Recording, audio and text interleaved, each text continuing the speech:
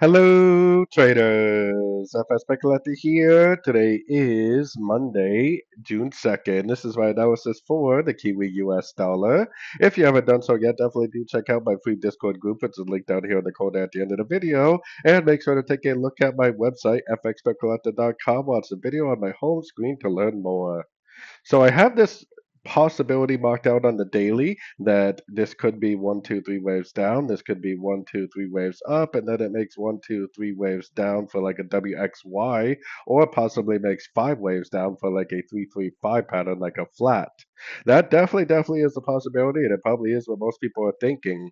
But because the higher time frames, the weekly and the monthly time frames, are definitely still in an uptrend, it is also more likely, in my eyes, that it just actually just keeps on going up, and that this is already a wave one, already a wave two, and already a wave three. I'm definitely looking for longs unless the market proves to me that it's going down in five waves down or three waves down.